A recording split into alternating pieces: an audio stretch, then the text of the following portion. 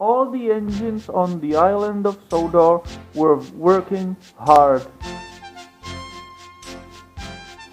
The engines were doing their fine job. The narrow gauge engines were working hard too. Thomas was taking toys from a toy factory to Knapford Station for a ceremony of the opening of a toy shop that was to be opened there during Christmas.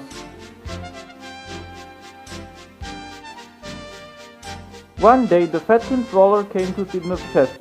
"Thomas," he said, "I would like you to go to Brandon Docks to pick up a very special load, a statue, and take it to Abbey Station. In winter there is to be a ceremony of revealing the statue." "Yes, sir," said Thomas. He was very excited.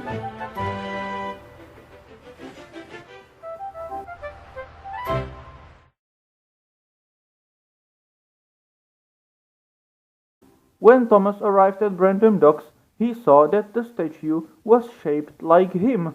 "Wow," said Thomas, "maybe it's a statue of me." Thomas was very excited about the statue. That night, Thomas was very sleepy when he returned to Tidmouth Sheds. The next morning, the Fat Controller spoke to Thomas. "Thomas," he said, "I would like you to go to Knapford Yard and Maithwaite and collect the other things for the statue ceremony and take them to Abbey Yard as well." "Yes, sir," said Thomas. "But be sure to get there as fast as you can, because I also will have another jobs for you." "Yes, sir," said Thomas. Thomas arrived at Knapford Yard, where he met Edward. "Hello, Edward. Are you looking forward to seeing the statue of my?" he asked. But Edward was cross. "Your statue? Who said it was going to be your statue?" he asked.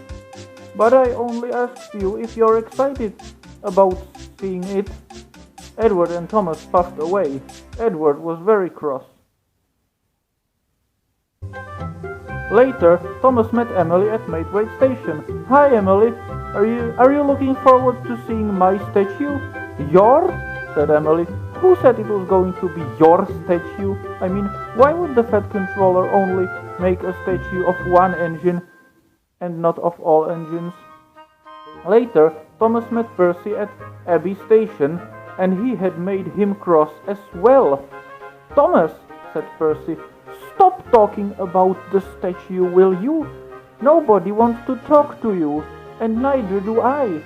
I mean, it's so selfish of you that you always think about nothing but yourself. You're so egoistic." Later, Percy met the Fat Controller at Elsbridge. "Percy," said the Fat Controller, "I would like you and Thomas to deliver flour on Halloween night to Sodor Bakery." "Ask someone else," said Percy, "not me. I'm not talking to Thomas at the moment."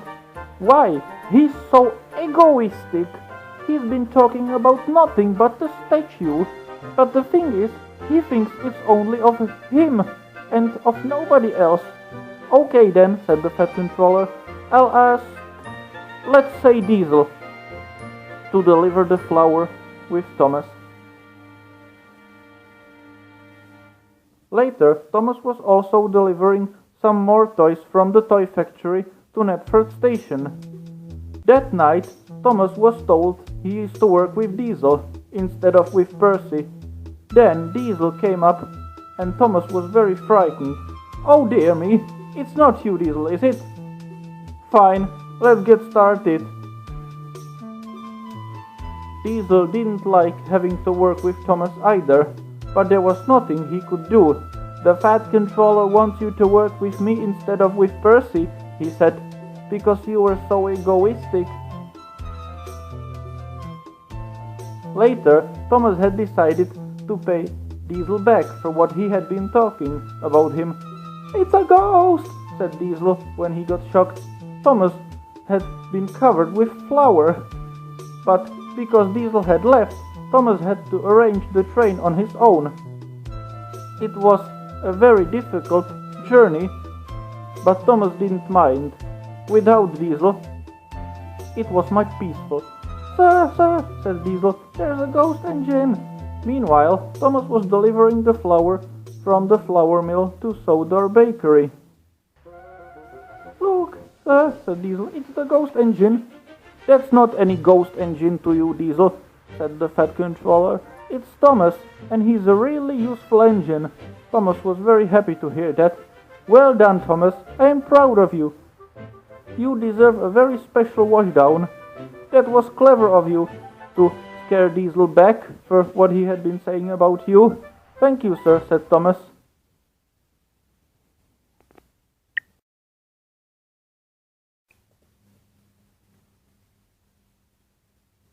The next day, after it had been snowing, the Fat Controller came to Tidmouth Sheds. "There has been a lot of snow on the line.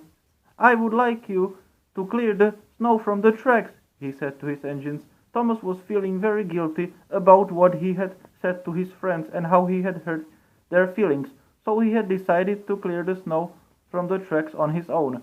As you know, Thomas hates his snowplow, but he wanted to make it up to his friends for what he had done to them. Later, the tracks on the Peel Godred branch line were cleared and the engines gathered at Abbey Yard.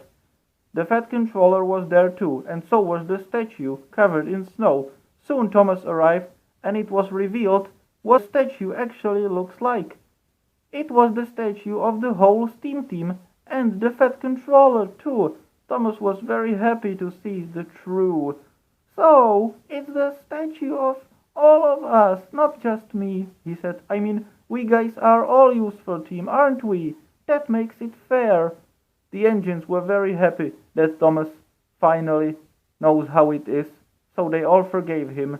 "By the way," said Gordon, "thanks for clearing the track, Thomas." "You're welcome," said Thomas, "although I must admit I do hate it." But later, the Fat Controller came to Tidmouth Sheds. "Engines," he said, "I would like you to work in pairs while clearing the snow from the tracks on the whole island." The Fat Controller had then told them which engines will be working together with whom, and whoever will be finished first will be given a special train full of presents. And you know, whom did James work with? Edward. James was very cross. Edward was a very slow engine. James was worried. If he is to work with Edward, that means he will never be chosen to pull the presents train. "Hurry up, slow coach," he said to him. This made Edward very sad. "Go slowly," he said. "The tracks are icy." "Pah," said James. "A slow engine is never going to be given a presents train." James was dreaming about the presents train so much that he wasn't paying attention to where he was going. Later, James was at Kelsthorpe Road talking to Thomas. He was complaining to him about how slow Edward was.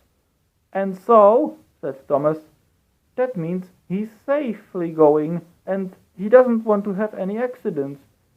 "Not about the accident," said James. "I'm sick of him being so slow. I mean, how am I supposed to be given the presents train to take to Knapford, as the Fat Controller had told us, if Edward is slowing me down? I mean, this isn't the contest about the slowest engine now, is it?" Later, Edward and James were pulling some trucks. They were to pick up coal from the coaling plant. Edward kept warning James about going slowly, but James wanted to go fast. "Slow down, James," said Edward, but James wouldn't slow. He was dreaming about nothing but the presents train. He was so obsessed with it that he wouldn't listen to a single word that Edward had said to him. "Look out for trouble, James," said Edward, "because you are going to get to one soon." But James didn't believe him.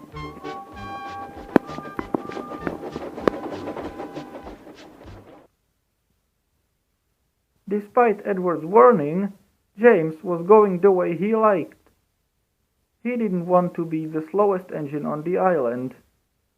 But in winter, it's safer. Later, James and Edward picked up the coal from the coaling plant. Edward was cross that James isn't listening to him. Then James suddenly derailed. "Oh my goodness," he said. "What happened? Edward, please go and get help. I'm derailed." Meanwhile, Carloy and Renee were working at the coal yard on their railway when suddenly some trucks broke free. "Oh my goodness," groaned Carloy, and he started running away. The coal trucks kept chasing Carloy, and so he had decided to run on a siding so the trucks wouldn't bump into him. Later, Carloy had made a plan. He wanted to get pulled on the incline, but suddenly he started running away and he lost control, and then it happened. Carloy had landed in snowdrift.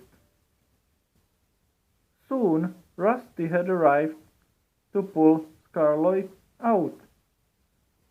"Oh, good gracious, Carloy, are you okay? Did anything happen to you?"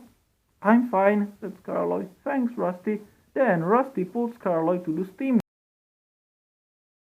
Later, the Fat Controller arrived on board Salty, and he was very cross with James. James was feeling very sad. Soon Judy and Jerome had lifted him back on the rail. Later, the Fat Controller spoke to James. "James," he said, "I would like you to deliver some of your coal to the wharf. The Fin Controller had told me that Carloy has broken the winch at the coal yard, so they guys will need to use coal from our railway until it is fixed." "Yes, sir," said James. Later, because James had learned to listen to orders, he was, as a reward, allowed to take the present train with Edward to Knapford Station. He was very proud of this, and so was Edward. "Thanks for your help, Edward. I'm sorry I was rude to you," said James. "No harm done." Later, Thomas was doing the job he liked at this time of year, delivering toys from the toy factory to Knapford Station. He, Annie, and Clarabelle couldn't wait for the grand opening.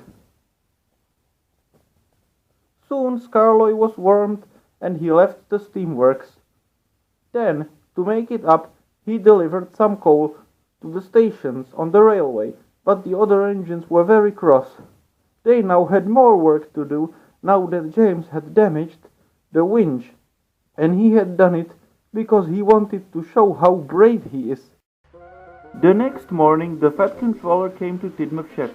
"Thomas," he said, "I know you wanted to deliver the last load of toys from the toy factory to Knapford, but I'm afraid I'll give this job to Henry, because I have some other jobs for you."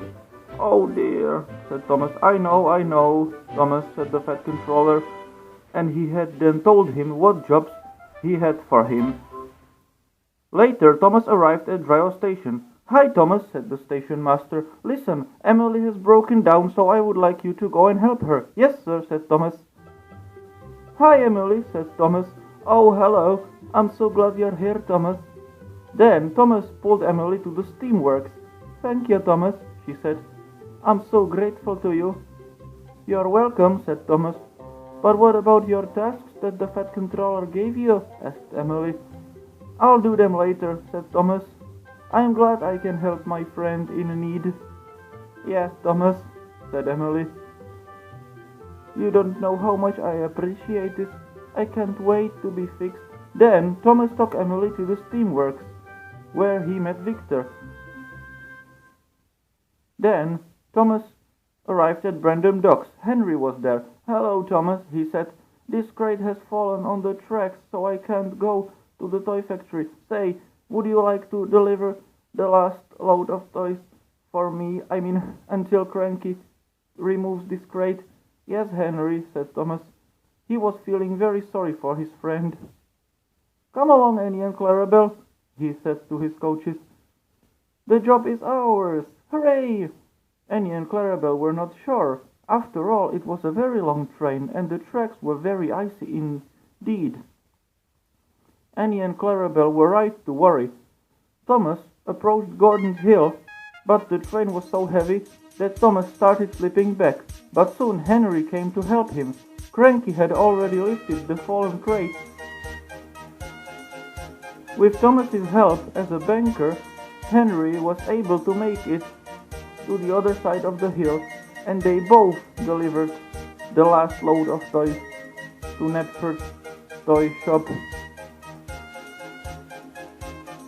Henry was very happy. With his special coal, he was very fast and strong indeed. But unlike Henry, Thomas doesn't need special coal, so he could make it with the ordinary one. Meanwhile, on the Scarloy Railway, Duncan was delivering coal from the wharf. The winch at the Scarloy coal yard hadn't been fixed yet, and was not meant to be fixed until spring, because it was winter now, and it would be very difficult to work in winter. Duncan met James at the wharf. James was to bring coal until it's needed from the railway. "Hi," said Duncan. "You're very late indeed. Is that all you brought? Don't tell me you've brought only this. You know, I'll have a competition with you." Duncan and James had decided to compete about who can deliver more coal. Duncan was worried. What if he might lose with James? Then he had an idea. "I'm going to hide one of my trucks," he said. "Then James is going to think I've delivered all of the coal." So Duncan did. Now James won't know he's won. He's going to think, "I won." James was working so hard that he soon ran out of coal. Tonight he was to pick up some children and take them to a festival. The Finn controller met Duncan at the wharf. "James has gone missing," he said. "No one knows where he is." "I believe it's my fault, sir," said Duncan. "I let James keep bringing more and more coal. I must go and help him." Soon Duncan arrived at the place where he found James. "Hi, James." "Hi, I've run out of coal. I've been working so hard. Thanks for bringing me your coal." "Wait a minute, Duncan. I thought you..." Duncan had admitted to James. Then the Fat Controller called it James at Knepford. "James the Red Engine," he said. "Where have you been? Edward has already taken the children for you to Tidmouth Town Hall. As a punishment, I want you to go to Brendam Docks first thing in the morning and pick up Henry's special coal and take it to the coaling plant. You are a very irresponsible engine indeed." "I don't care for excuses." James was very cross. He wanted to tell the Fat Controller. "Why won't he listen to me? That silly Duncan. I was delayed because of him to pick up the children." James was so angry that he didn't care what he was doing. He was to deliver Henry's special coal to a certain place at the coaling plant, but he wouldn't wait until somebody will tell him where exactly. So James had decided to deliver it there as if it was an ordinary coal. James had arrived at the coaling plant. "Finally, there you go, Mr. Manager. Henry's special coal, that is." But the manager was very surprised. "Wait, James. You're not supposed to park these trucks here. If this is Henry's special coal, you're supposed to put them on that siding out of..." "Oh, now thanks a lot. The workmen are going to load this coal as if it was ordinary. Oh my goodness, that is going to cause some consequences to the engines, especially to Henry, because he needs special coal and... All right, I'll rearrange it then." The manager was very cross with James, because James had escaped. So the manager now couldn't tell him that he had made a mistake. "Wait," said the manager. "James, come back." "Oh, damn it. That silly red engine. He's running away, and I'm not able to explain to him where he is supposed to put that special coal. Now poor Henry will have to take ordinary coal, I guess. Well, I hope he won't," said the manager to himself. But you guys are to learn it later. Okay. After the new year, the engines on the Skarloy Railway gathered at the transfer yards. They were to pick up some supplies to fix the winch. Skarloy was telling them a story. A long time ago, he began, there was a little narrow-gauge engine named Proteus. They said that his lamp was magic. If you ever saw it, you could make a wish. They also say that Proteus's magic lamp would make your wish come true.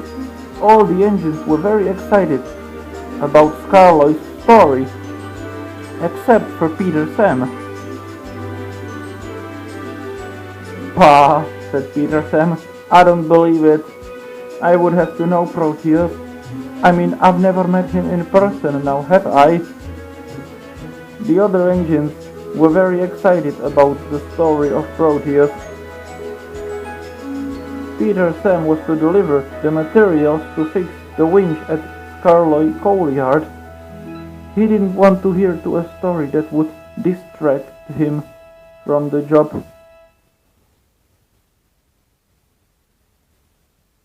After Thomas had delivered the materials, Peter Sam took off with it because the spin controller had asked him to deliver it to the coal yard.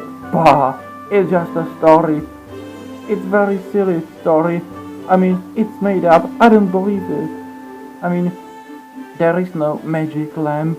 There is no chance of making your wish come true by a magic lamp, and especially no engine named Proteus." Peter Sam kept passing many places on the Skarloy Railway. Then he saw some light in front of him. Could it be the Proteus's magic lamp? He wondered. But when Peter Sam came closer and closer to find out what the light was, he found out that it wasn't the so-called magic lamp. It was just a campfire. The campers were making a fire.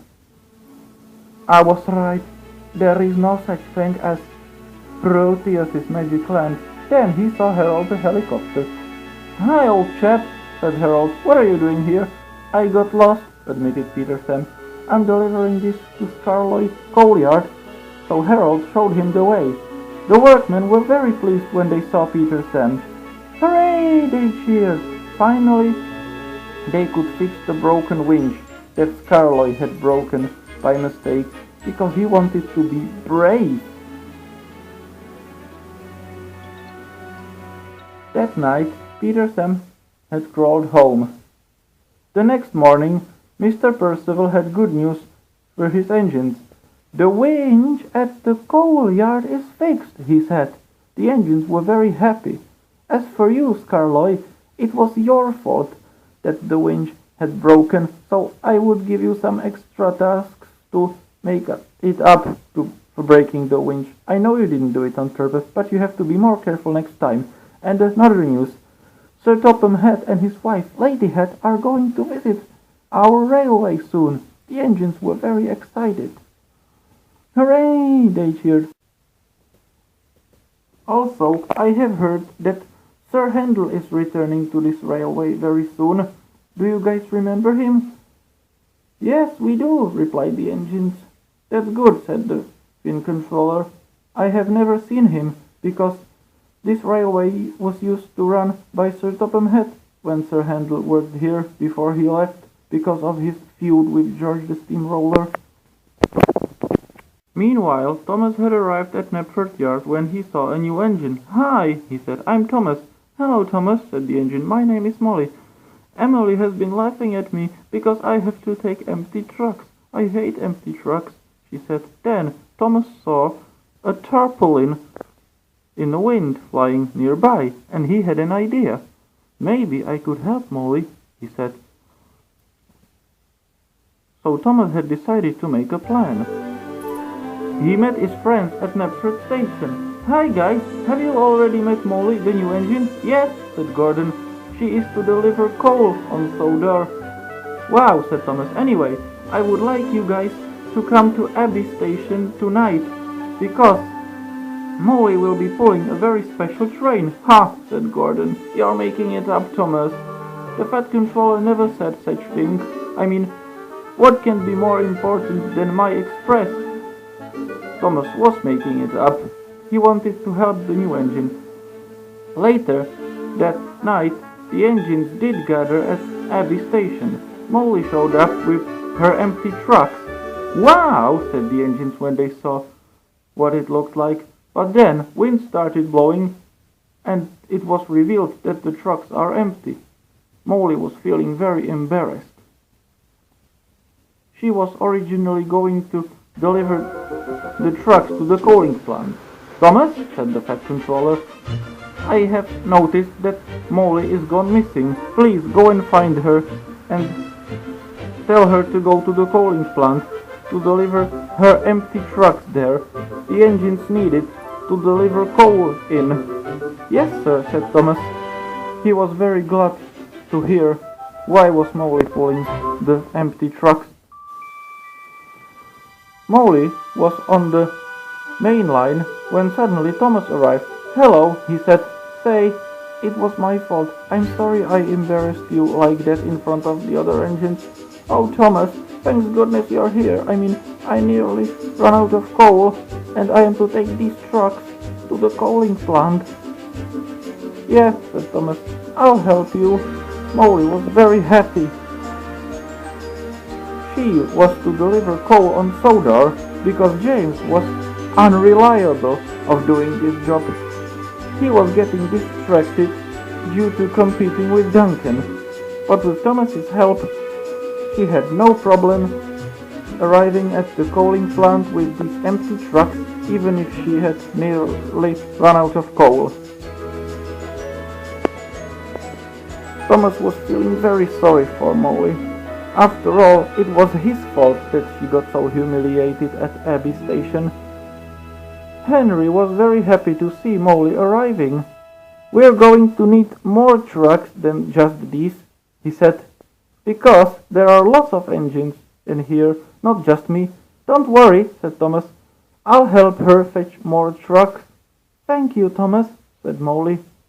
After she had taken on coal, she and Thomas delivered the trucks of coal. Then Thomas and Molly came to collect some more. Make way, Gordon, said Thomas. Important empty trucks are coming through. Oh, Gordon was very cross. So the empty trucks were more important than his express after all. Damn it, said Gordon crossly. He had thought his express was the most important train on the whole island. But it wasn't true, of course. Gordon just likes to boast. Later, the Fat Controller praised Thomas and Emily. Well done, you two. I have heard from the coaling plant manager that all the coal has been delivered on Sodor. Well done, Molly. And well done, you too, Thomas. It was my fault, really, sir, said Thomas. Say no more. I have heard about this, Thomas. How you wanted to make Molly's train look special. But never you mind about that. The next day, Thomas was taking Sir Topham and Lady Het to visit the Scarloy Railway. Mr. Percival was at the transfer yard waiting for Thomas. Well done, he said. Meanwhile, Rusty was also to take Sodor Brass Band on the tour of the narrow gauge railway, but he was to come back as soon as possible. For the Hets, Rusty was enjoying his trip with the band so much. He wished it would never end. Also, Rusty liked his special horn. When it was making the honking sound, he was very proud of this. But then there was trouble. Rusty suddenly ran out of diesel fuel. Oh my, he groaned. I've been oiling around Sodor so much that I wasn't paying attention to my fuel supplies. Then Rusty and the brass band had an idea. The engines were at the transfer yards talking to Thomas about Rusty's special horn when suddenly they heard it. And the brass band was playing to the tune. Oh my goodness, said Rheneas, that must be Rusty. So Peter Sam took off and let The engines. The other engines left Groven's Gate and they wanted to find Rusty. Rusty was very happy. "Oh, Peter Sam, thanks goodness you're here," he said. "You have to help me." "Rusty," said the Fat Controller, "your special horn saved you. If you weren't honking and if the brass band wasn't playing, we wouldn't have found you. Say, why don't we make the concert here?" "That's a very good idea," said Rusty. "It feels so humiliating that I run out of diesel fuel in here." After the concert was over, Peter Sam took Rusty away. "Well done, Peter Sam," praised him Mr. Percival. "You were very clever to save Rusty. Say, have you guys heard the news? Sir Handel will be returning tomorrow." "Hooray!" cheered the engines. They couldn't wait that Sir Handel would tell them the stories of how he was working in Wales for 11 years after he had left Sodor. Sir Handel had told them that it was his fault that George the Steamroller had to go away, and the Fat Controller had believed it, so he sent him to work in Wales as a punishment, but in fact it wasn't Sir Handel's fault. The next day, Cranky the Crane had loaded Sir Handel on a well wagon. "Wow! Finally I'm back on Sodor," said Sir Handel. He had been away for so long. He thought the day he would come back to the railway on Sodor would never come. "Hi, Thomas," he said. "You're to take me to Groven's Gate, I guess."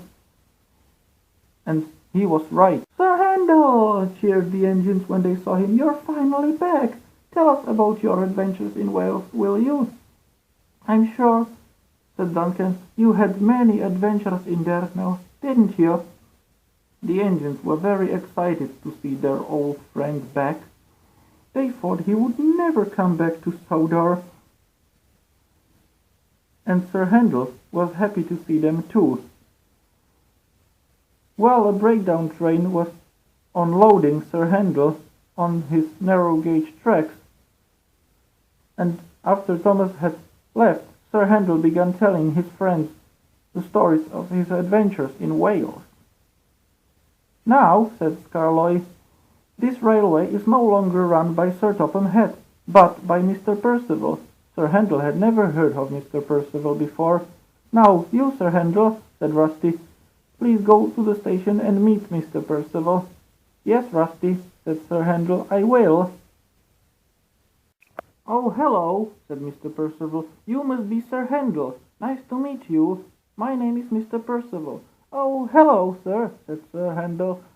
"Nice to meet you too. I think you're the current director, or shall I say manager of this railway. I was told this railway is no longer run by Sir Topham Hatt." "Yes, I am," said Mr. Percival. "Say, I've got a job for you. I would like you to go to the apple orchard and pick up some apples and take them to the transfer yard. Then I will want you to go to the sheep farm and pick up some sheep. And then," continued Mr. Percival, "I would like you to take me and my wife to a picnic in Caldifell Hill. I'll explain to you later." "Yes, sir," said Sir Handel. Sir Handel was supposed to tell Mr. Percival what had happened to him. Then there was trouble. Sir Handel had picked up the apples, and then, when he reached the hill, he started rattling and shaking. In Wales, there had been an accident that had caused him these consequences. Peter Sam arrived, and he wanted to know what's the problem. "Hi, Peter Sam," said Sir Handel. "Say, could you please give me a push up the hill? I'm very rattling and shaking." "No problem, pal." At the transfer yard, Mr. Percival had found out that the apples were delivered safely. "Well done, Sir Handel," he said. "After you deliver the sheep, would you come back here, please? Didn't I tell you? It's my wife's birthday, and I had promised her to make a picnic in Caldifell Hill, so I would like you to take us there." "Yes, sir," said Sir Handel, but he was very worried. Later, Sir Handel had picked up the sheep, but he found out he couldn't climb the hill very easily. He was worried, what if another engine will have to help him again? Duncan had no trouble helping Sir Handel. "Thank you, Duncan," said Sir Handel. Then Mr. Percival spoke up. "Sir Handel," he said, "now you know what you're supposed to do." He said, "Yes, sir," said Sir Handel, but he was very worried. What if he would rattle and shake again? And then there was trouble. He took Mr. and Mrs. Percival to Caldyfell Hill, but I'm afraid he was rattling and shaking very roughly. If he had told Mr. Percival about his problem earlier, this wouldn't have happened. "Oh my goodness, I hope I can make this," he wondered. But I am sorry to say that Sir Handel didn't. "What's wrong with you, Sir Handel?" asked Peter Sam. "The coach was shaking very much. I mean, is there a problem with you?" "You didn't tell me you were rattling and shaking." "Sir, I needed to tell you something. When I was working in Wales, I had a terrible accident which caused me that I have been rattling and shaking whenever I climbed hills since that. I guess I should have told you earlier." "Yes, Sir Handel," said Mr. Percival. Sir Handel was very ashamed. Then he saw Mr. Percival was telephoning somewhere. He was wondering if he wanted to scrap him. I hope he doesn't, just because I didn't tell him. Then Mighty Mac pushed Sir Handel. Sir Handel was very happy to be there. "Sir Handel," said Mr. Percival, "there you are. I have arranged for Thomas to take a special technique here to fix you. After all, you have been rattling and shaking, so I was hoping if you would be fixed, you wouldn't shake and rattle again. By the way, I have heard that Freddy is returning to Scarloy Railway." "Who's Freddy?" asked Sir Handel. He had never seen him before. Later, Mr. Percival spoke to Scarloy. "Scarloy," he said, "I would like you to collect a very long slate truck and take it to the wharf to make it up for the broken winch. And you, Rheneas, you are to take coal to the wharf for Thomas." "Yes, sir," said the engines. Rheneas had decided to help his friend Scarloy. Scarloy had so much to do that Rheneas had decided to do his job as well as his own. But the train was very heavy. "Oh my goodness," said Rheneas. "I know, I'll leave the slate trucks here and then I'll deliver the coal to the wharf and come back for the other trucks later." But Rheneas shouldn't have done that. When he arrived at the wharf, Thomas was there. "Hi, Rheneas," he said. "I can see you're in a hurry. I can't tell you where," said Rheneas. "It's a surprise." "Oh, come on," said Thomas. "You can tell me. I mean, why can't you tell me?" Then Rheneas came to the place where he had left the trucks, and he found they were missing. "Oh my goodness," he said. "Scarloy is going to be in trouble, and it's all my fault."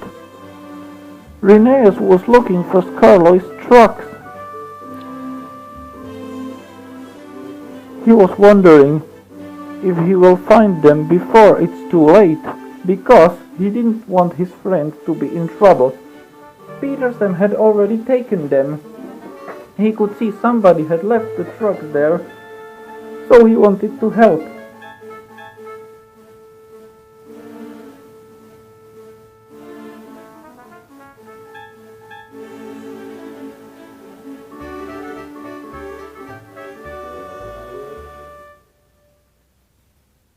Peter Sam was very much enjoying it.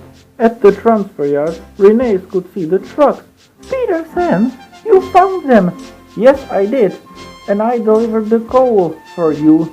"I mean, were you looking for these trucks?" "Yes, I was," said Rheneas. "They were Scarloy's trucks, so I wanted to help him because he had so much to do, and I I lost them. Thanks for delivering them to the wharf for me." Then Mr. Percival spoke to the engine. "Rheneas," he said, "I know you wanted to help your friend, but you shouldn't have done that. Skarloey was given this task because he had broken the winch by trying to prove his praise. So I gave him this task to make it up. By the way, have you guys heard that Fearless Freddy is returning to this railway?" "Wow!" cheered the engines. Freddy was an engine that used to work on Skarloey Railway many years ago. He had been sent to the mainland once, and now he was returning. Skarloey and Rheneas remembered Freddy very well from his olden days, when he used to pull passenger trains. Now Thomas was given the task of taking Fearless Freddy from Brandon Docks to the transfer yard. "I bet your friends remember you very well, Freddy," said Thomas. "Yes, I wonder if they do," said Freddy. "I can't wait to meet them."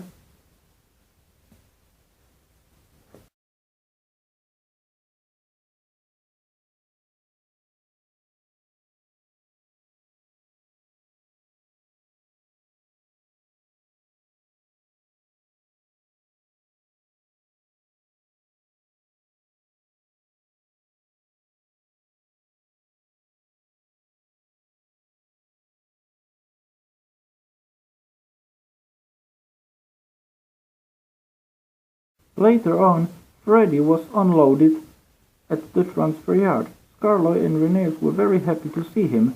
Freddy was also known as one of the fastest engines on the little railway. The engines wanted to race him. Skarloey and Rheneas hadn't been racing for a very long time, not even with Freddy. So they took off. Skarloey was looking forward to win the race, but he never knew that Freddy was going to cheat. Freddy was worried. "What if Skarloey and Rheneas will beat me?" he said. Then he had an idea. He remembered an old junction. "Maybe I could hide here and take a shortcut," he said. Then Freddy asked his driver to take him on the junction and switch the points back so Skarloey and Rheneas wouldn't follow him. But if they did follow him, it would at least be fair. Later, Skarloey and Rheneas found out that Freddy had beaten them in the race. "Wow, Freddy," said Skarloey, "you are really very fast indeed." "Yeah," said Rheneas, "you wouldn't care to have another race now, would you?" "Fearless Freddy never says no," said Freddy. So they took off once again. Skarloey and Rheneas wanted to see if they could overrun Freddy this time. Rheneas went so fast that he fell from the rails and landed on the bottom of the mountain. When Skarloey, Sir Handel, they took off to find Rheneas. You better pray so we could find him," said Sir Handel. "He's disappeared because of you. You were cheating, now weren't you, Freddy?" said Sir Handel. "Now we best find him." Soon they found Rheneas derailed and pulled him back on the rails. That evening, Freddy was telling the engines how he's glad to be finally back on the old railway. "I'm sorry I cheated in that race," he said. "I shouldn't have done that." "Yeah, Freddy, you certainly shouldn't," said Skarloey. But they weren't cross with Fearless Freddy anymore. Instead, Freddy began telling his friends about the old tracks he knew in his olden days. The next morning, the Fat Controller spoke to Thomas at Merron Station. "Thomas, I would like you to go to the airport and pick up children and take them to a picnic place where we're going to have an annual picnic." "Yes, sir," said Thomas. "By the way," said the Fat Controller, "there's a new jet plane at the airport, so I hope you will meet him." "Wow," said Thomas. Later, Thomas arrived at the airport where he saw the jet plane the Fat Controller was talking about. "Hello," said Thomas. "My name's Thomas. I'm a tank engine." "Hi, Thomas. Nice to meet you," said Jeremy. "My name is Jeremy." "Wow," said Thomas. "It must be fun to fly now, mustn't it?" "Yes," said Jeremy. "Flying is the best fun. I can see all the sides of Sodor at the same time." Thomas was very offended. He thought Jeremy was the cheekiest jet plane he had ever met. He liked his rails, and he didn't want to see all sides of Sodor at the same time. He then came to pick up the children Jeremy had brought. Later, Thomas met Percy at Kelsthorpe Road. "It's not fair, Percy," he grumbled. "What is it?" asked Percy. "Is it about Jeremy, the new jet plane?" "Yes, it is," said Thomas. "Unlike me, he can go anywhere and see the whole island at the same time." Meanwhile, Jeremy was returning to Sodor with some bad news. "Thomas, there's a storm on the way. Be careful." "Oh my goodness," said Thomas. "The picnic will be ruined." Thomas then had an idea.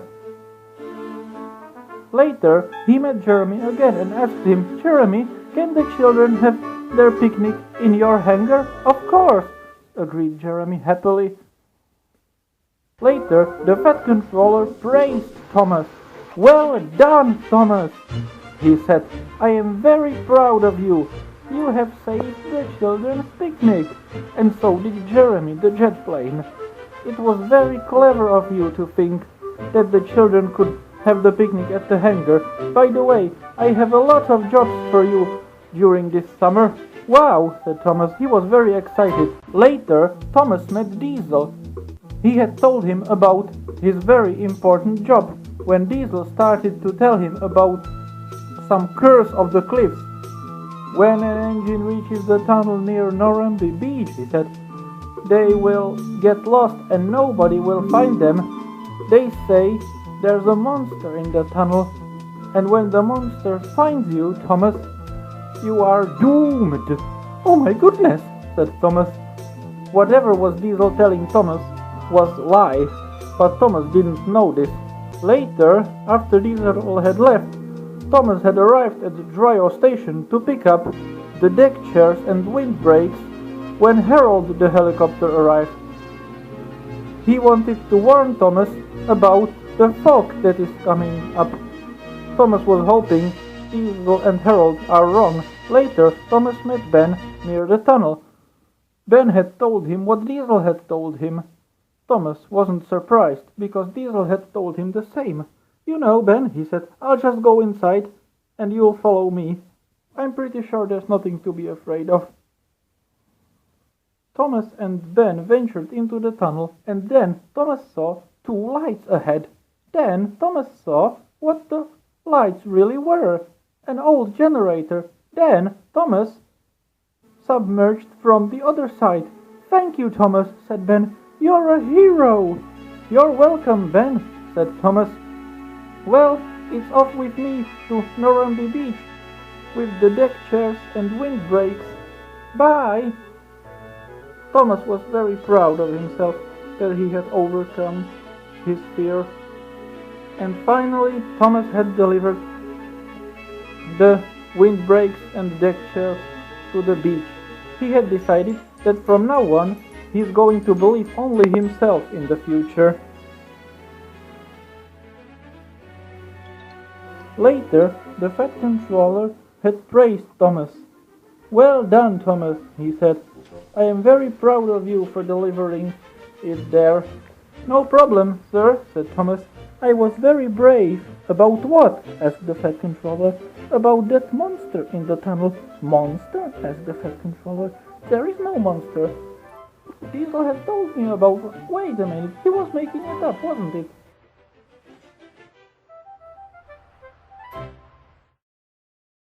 The next morning, the Fat Controller arrived at Tidmouth Sheds. He had a very special announcement for his engines. "There is going to be a fun fair tonight at Maidwaite Showgrounds." The engines were very excited. I would like you to go to Brandon Docks and pick up funfair trucks. I've already asked the dock manager to tell you guys which trucks are for whom. And Thomas, you will pick up the Chinese Dragon and then take him to Elsbridge Station, where another engine will pick him up and take him to Mateway, because after that I will have another job for you. It's something to do with Farmer McCall. Yes, sir. The Fat Controller then spoke to Percy. And Percy, you will have the most important job of all. Wow, said Percy. What is it? You are to go to the coaling plant and pick up coal trucks.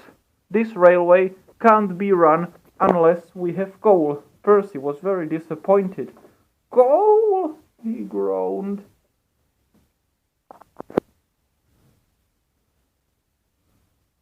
Percy was very sad. He was hoping he would pull some funfair trucks too. He found pulling coal trucks boring. Percy arrived at the coaling plant. It's not fair, he groaned. Why can't I pull some funfair trucks too? Percy was hoping he could swap with some of his friends. Percy then took off, and on his way to the main line he was thinking about some of his friends. He met Edward. Hi Edward, would you like to swap with me? No thanks Percy, said Edward. I'm fine with my job. Then Percy met Toby. Hi Toby, you wouldn't like to swap with me, would you? No, sorry Percy, said Toby. I can manage. Percy kept asking his friend. Then he asked Thomas. No, sorry Percy, said Thomas. I have to deliver the Chinese Dragon to Elsbridge, and then the Fat Controller wants me to do another job. Oh dear, groaned Percy. He was so upset that he forgot he was supposed to deliver coal to all the stations. Meanwhile, Emily and James were taking their funfair trucks. They were unaware that Percy is not delivering coal to them. Emily was unaware that she and James are going to run out of coal very soon. I can't wait to get to Mateway Showground, said Emily excitedly. I've never seen a funfair before. Then Percy realized his mistake and he delivered the coal to all the engines. I'm sorry, James, he said. I didn't know you guys needed the coal. Here, have the coal of my trucks. I really didn't mean to stop you guys from delivering the funfair trucks. Then he came to see Thomas. Hi, Thomas. Say, I'm really sorry. Say no more, Percy, said Thomas. I'll take the coal from one of your trucks and deliver the Chinese Dragon to Elsbridge. Don't worry, I won't tell the Fat Controller about you forgetting about this. Thanks, said Percy. Percy had then delivered the rest of the coal. Gordon was very pleased to see that Percy has finally brought the coal trucks. Thanks, Percy. I was hoping I would get some coal. I've run out of one, and I'm in need of this very much. The Fat Controller then spoke to Thomas. Well done, Thomas, he said. Now I'd like you to go to Dryo Station and take some cattle trucks with you. Farmer McCall wants you to deliver his chickens to Brandon Docks. He was supposed to take them by a lorry, but his lorry is broken down and there are no other engines available, so do you think you could do it? Yes, sir, said Thomas. Thomas was hoping he wouldn't miss the funfair, especially when Percy had done this mistake. At Dryo, Thomas met James. Hi, Thomas, he said. I've been to the funfair and I was enjoying it very much. Oh my goodness, said Thomas. Who knows when's the funfair going to end? What if I'm going to miss it? I'm not going to miss it, James, are I? You're most likely not, said James. But it's not my problem. I mean, if the Fat Controller wants you to go as far as Brandon Docks, then you do it. But I'm not going to miss the funfair. You most likely are. Thomas wasn't so happy. Then Thomas had an idea. Oh my goodness, maybe I should go to the funfair already. So Thomas took off. He didn't realize he's not supposed to leave yet. Maybe if I'll go to the funfair right now, I won't mind. I've been given the job of delivering Farmer McCall's chickens. At Elsbridge, Thomas met Gordon. Hey Gordon, do you think you could take the chickens to Brandon Docks for me? I mean, you're much faster than me. Sorry Thomas, said Gordon, I can't. Not to mention, I have been to the funfair unlike you. So long, he said. I thought you were supposed to take the chickens to Brandon Docks. Yes, I was, said Thomas. Then Thomas suddenly remembered. Oh dear, I left before I was supposed to. Thomas then reversed back. Farmer McCall was waiting. Where could that Thomas be, he wondered. Then he saw Thomas coming, as well as the cattle trucks. Oh, there you are, Thomas, he said. Thanks goodness you didn't disappear. Thomas delivered the chickens to the docks where he met the dock manager. Oh, Thomas, thanks goodness you're here. I was told that the generator at Maithwaite has broken down, so Cranky has unloaded this one from a ship, and he wants you to take it to Maithwaite. Thomas was very excited. He can't miss the funfair if it doesn't go on. Thomas delivered the generator, and the funfair could go on.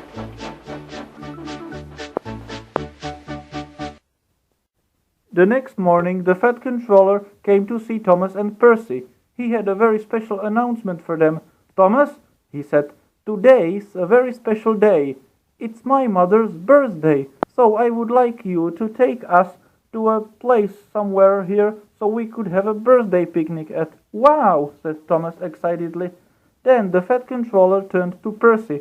And Percy, he said, I would like you to go to Brandon Docks to pick up a very special passenger. It's a famous French painter. You are to take him somewhere so he could paint a very special painting that is going to be called The Spirit of Sodor. Wow, said Percy. He and Thomas said goodbye and took off, each for their job. Percy arrived at Brandon Docks and picked up the very special passenger and took him somewhere to paint some painting. Meanwhile, Thomas took Sir Topham Lady and Dowager Het to a place where they could have a picnic. Percy arrived at Norramby Beach. The painter didn't want to paint it because he said it was too sandy. S'il vous plaît, Percy, you couldn't take me to some another place here on the island now, could you? Oui, monsieur, said Percy. Thomas had arrived at Callan Castle. Thomas, said the Fat Controller sternly, the castle is closed for reconstruction. You must take us somewhere else. Yes, sir, said Thomas, and he puffed away. Percy took the painter to a bridge, but the painter said, Oh, mon Dieu, you got to be joking. This place is too tall for me to paint. Please take me somewhere else, mon ami, will you?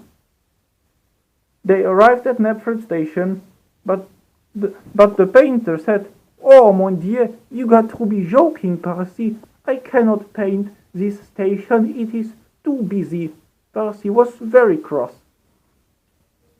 Meanwhile, Thomas kept trying and trying, but the Fat Controller was very cross. Thomas, there is no point of trying anything else. It's very late. My mother and wife both want to go home. The lunchtime is already past. You didn't manage to find any locations for us to have a picnic at. Thomas passed to Knapford Station. He had been trying so much and he failed. Thomas parked Annie and Clarabelle on a siding at Knapford Station yard. Never you mind, Thomas, said Clarabelle. They know you didn't do it on purpose. The Fat Controller had then taken his wife and mother home. Dowager Het was very cross with Thomas. Thomas then arrived back at Tidmouth Sheds. "You guys," he said, "I've been trying so much to find the perfect location for the birthday picnic for Dowager Head, but I failed." The other engines were feeling very sorry for Thomas. Later, the engines had decided to have the birthday picnic at Knapford Station. They all cheered happily for Dowager Head and wished her happy birthday. "Wow," said Dowager Head, "I like it." "Hooray!" cheered the engines. "Thomas," said the Fat Controller, "well done, you finally did it. I shouldn't have searched for the place for your picnic on the island," said Thomas. "It should have been here all alone." "Yes," agreed the Fat Controller. Dowager Head was very pleased. The next morning, the Fat Controller came to Tidmouth Shed. "Edward," he said, "I would like you to go to Brendam Docks and pick up a long train full of fruit and vegetables and deliver it to Knapford, because there is a market." "Yes, sir," said Edward. "And Thomas, you are to go to Brendam Docks with Edward and get his train arranged. There are, after all, lots of trucks." "Yes, sir," said the engines. Unlike Thomas and the Fat Controller, Edward knew something he was supposed to tell to the latter. "I'm not feeling very well, Thomas," said Edward. "What's wrong with you?" said Thomas. "I don't know. There must be something wrong with my pistons," he said. "Say, do you think you could go and arrange my train now and wait for me there?" "Of course," said Thomas. "Thank you," said Edward. "But please don't tell the Fat Controller I'm not feeling well. He might scrap me." "I won't," said Thomas, "but I doubt he would." Thomas had then decided to take Edward's whole train to Knapford, because he could see Edward might not be strong enough to pull it on his own. Thomas was very excited, but he got delayed, so he arrived late at Knapford. "Thomas," said the Fat Controller, "why are you here? Edward was supposed to bring this train, not you." "Edward has taken on wrong sort of coal, sir," said Thomas. "Wrong sort of coal? I think you're thinking of Henry's Welsh coal. I'm giving you another job to make up for this lies." "Yes, sir," said Thomas. So the Fat Controller had told him what he wanted him to do. Later, Edward had learned that Thomas got into trouble, and only because of him. "Oh dear," he said, "I must go to Knapford and tell the Fat Controller that Thomas only wanted to help me.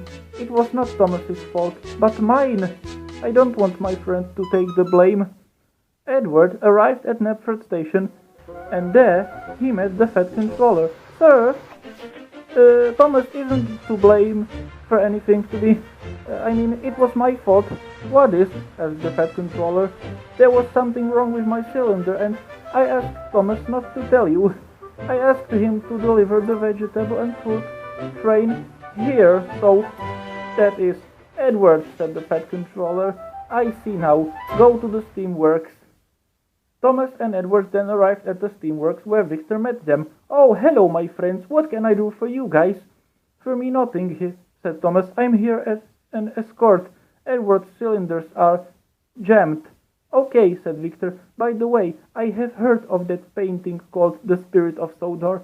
It is going to be displayed tonight at Knapford Station." "It sure is," said Thomas. And that night the engines saw what the famous French painter had painted. "Wow," said Thomas, "it's Percy." "Yes, it is," said Percy, "it's me.